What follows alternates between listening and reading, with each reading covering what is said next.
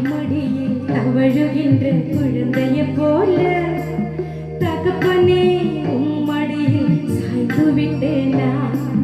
தாய் மடியில் தவழுகின்ற குழந்தைய